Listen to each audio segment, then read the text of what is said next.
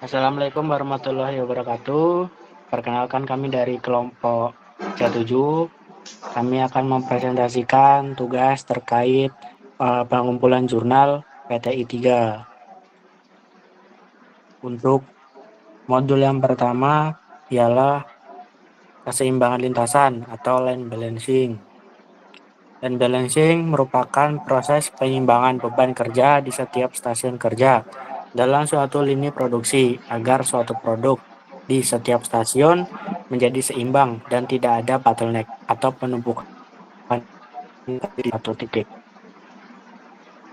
Biasanya pada perusahaan mass production, komponen produk yang dirakit tersedia dalam jumlah yang besar, sehingga perencanaan produksi memegang peran yang sangat penting dalam menyusun jadwal produksi, terutama dalam penggunaan operasi atau penugasan kerja yang akan dilaksanakan. Apabila pengaturan dan perencanaannya tidak tepat, maka setiap stasiun kerja di lintasan perakitan menjadi tidak efisien, sehingga terjadi penumpukan material work in process di antara stasiun kerja yang tidak berimbang kecepatan produksinya. Nah, line balancing ini tujuannya untuk mengoptimalkan aliran kerja di lini produksi, meningkatkan waktu menganggur atau idle time, meminimalkan waktu menganggur atau idle time antar stasiun, meningkatkan efisiensi produksi, dan menghindari penumpukan atau keterlambatan di salah satu bagian lini. Untuk referensinya, berikut jurnal yang kami pakai.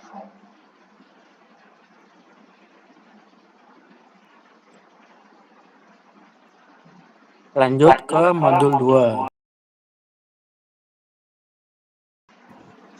Oke, di sini saya akan membacakan modul yang berjudul perancangan organisasi dan bisnis. Perusahaan merupakan sebuah organisasi yang berorientasi pada laba. Dalam mencapai tujuan perusahaan, organisasi menjadi salah satu sarana melalui pelaksanaan fungsi-fungsi manajemen yang dilakukan seorang pemimpin dalam organisasi. Menurut Bondan Kans, organisasi adalah suatu proses bersusun yang orang-orangnya berinteraksi untuk mencapai tujuan. Keberhasilan perusahaan tergantung pada organisasi, terutama struktur organisasi yang dibuat. Berikut ini merupakan referensi jurnal yang kami pakai.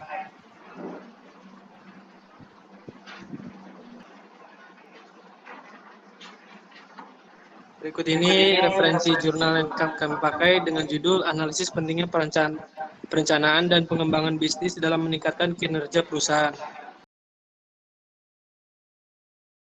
Lanjut, modul 4 akan dibacakan oleh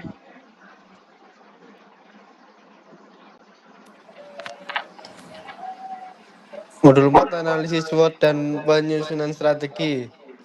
Strategi manajemen merupakan suatu proses penentuan rencana yang berfokus pada tujuan jangka panjang organisasi yang harus dilakukan untuk mendapatkan tujuan yang diinginkan, sebagaimana ditampilkan pada gambar.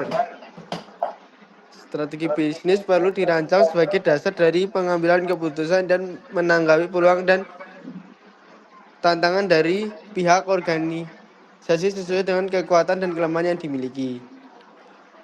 Organisasi perlu melakukan analisa SWOT, analisis STP, dan analisis pesaing agar bisa tetap eksis dan memenangkan persaingan. Berikut ini referensi kita ambil dari modul 4. Berikut ini referensi dari modul 4 analisis SWOT. Lanjut ke Untuk modul 5 ialah forecasting.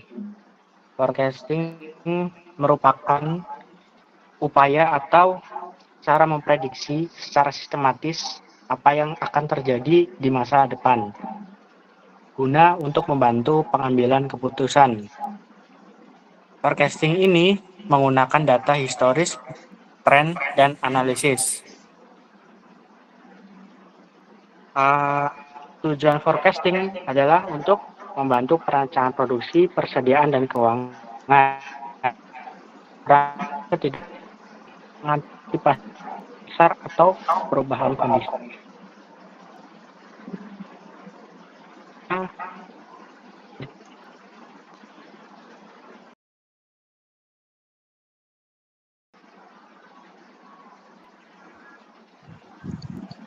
Saya akan membacakan modul 6 yang berjudul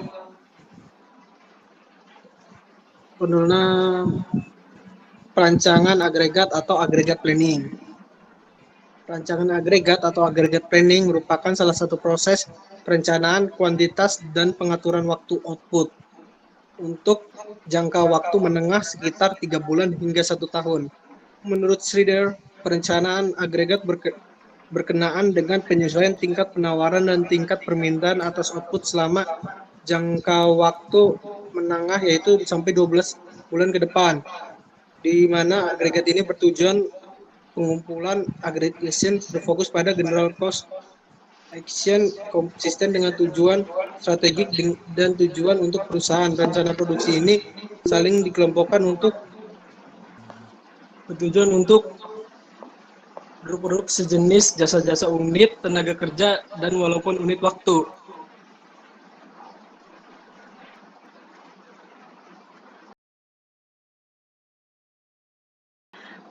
Modul 7 yaitu MRP atau Material Requirement Planning.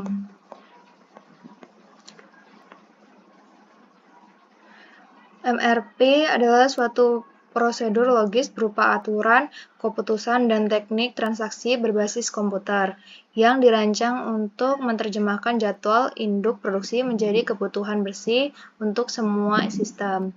MRP sistem dikembangkan untuk mengelola persediaan barang yang permintaannya memiliki ketergantungan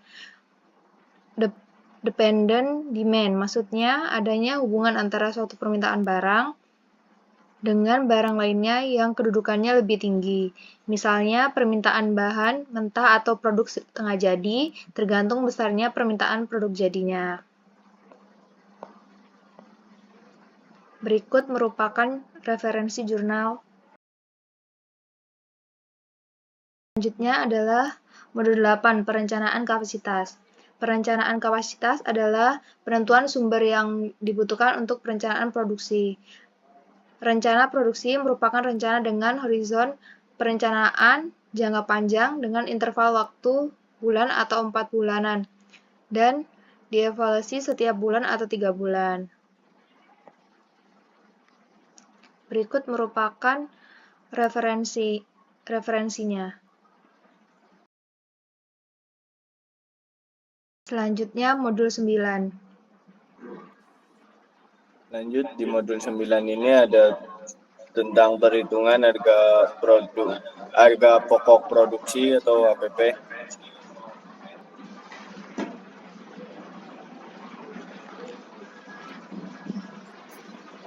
Di harga pokok produksi ini pengertiannya ada harga pokok produksi adalah biaya-biaya yang dikeluarkan untuk menghasilkan produk yang akan terjual di dalam pabrik.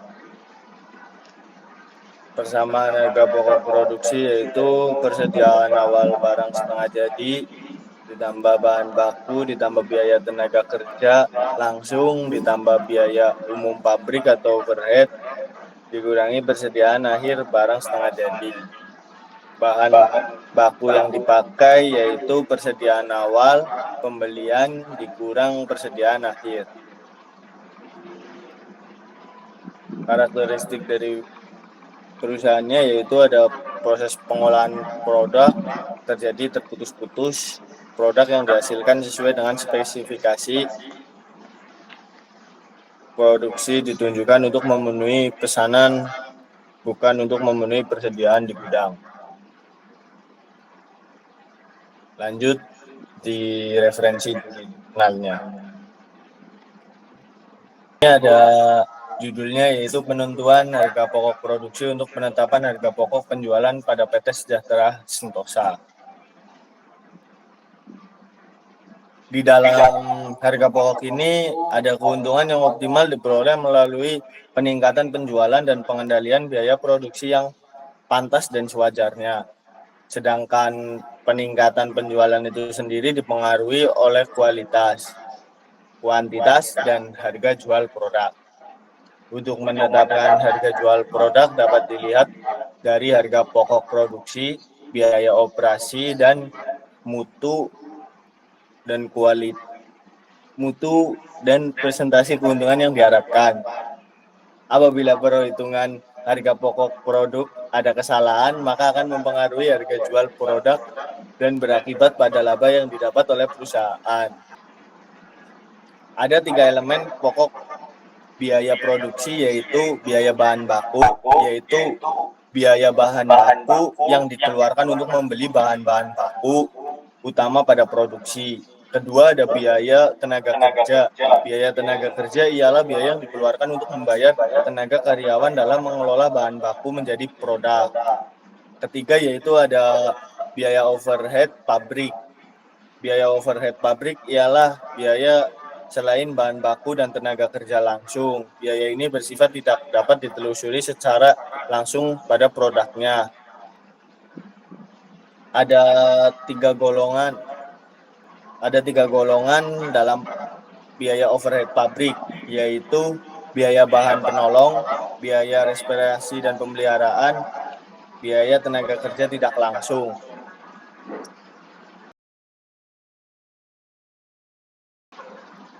Presentasi dari kelompok C7. Wassalamualaikum warahmatullahi wabarakatuh.